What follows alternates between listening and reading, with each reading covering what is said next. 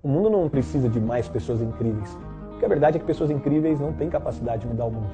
Eu explico. Tem uma história que diz que 2 dos homens mais brilhantes do mundo foram selecionados por uma revista. E essa revista pegou um dos seus jornalistas e ele passaria um dia inteiro com o primeiro desses homens brilhantes e um segundo dia com esse outro homem brilhante. E então foi assim, o primeiro dia ele passou com um homem brilhante e esse jornalista, desde o primeiro momento da manhã, no momento que o primeiro homem brilhante acordou, ele já estava na sala da casa dele, ele passou todo dia, tomou café da manhã, almoço, participou das reuniões, participou do ambiente com os filhos, até o momento da noite que esse homem entrou no quarto para dormir. E ele relatou todo esse dia, viveu toda essa experiência com esse primeiro homem brilhante.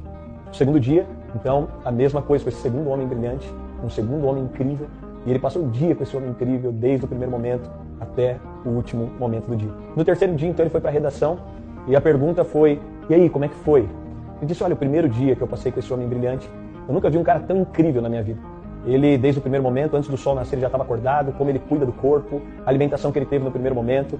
A gente foi sair, ele entrou no helicóptero dele, ele mesmo pilotou o helicóptero, a gente chegou até o lugar da primeira reunião, ele virou completamente o ambiente da reunião, ele fechou uma negociação que eu nunca tinha visto ser fechada daquele jeito. E a gente foi para o momento do almoço, o networking, as conexões dele, eu nunca tinha visto algo assim, e fomos passando o dia. O resultado desse primeiro homem brilhante é que eu nunca vi um cara tão incrível, nunca tinha tido contato com um cara tão incrível na minha vida. Ele fez reuniões em 4 línguas, ele dominava as 4 línguas, ele é um cara incrível, a família dele é incrível, ele é incrível. Então, na redação ele foi relatar o segundo dia. Ele disse, olha, é o segundo homem brilhante, eu estava sentado na sala dele, e ele chegou logo no primeiro momento, ele perguntou quem eu era, de onde eu vinha, e ele ficou ali 1 hora ouvindo a minha história. Ele pediu para ver uma foto do meu filho, da minha esposa. Ele perguntou quais são as ambições que eu tinha, os sonhos que eu tinha. Ele perguntou o que eu gostava de comer no café da manhã, então pediu para que servissem o cardápio que eu mais gostava.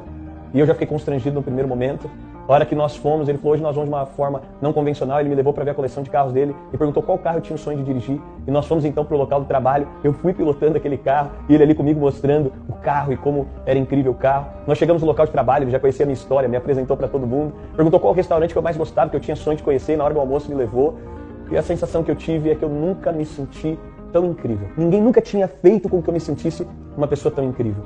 E foi passando o dia e eu fui me sentindo mais incrível. Ele me apresentou para pessoas, ele me conectou a novas pessoas, ele me abriu portas em um dia que jamais eu poderia ter aberto.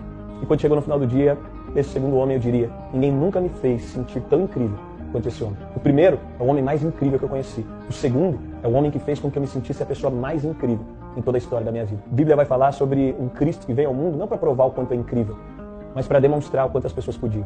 Foi o primeiro rei que serviu. Foi o primeiro rei que se colocou no lugar de servo e lavou os pés dos discípulos.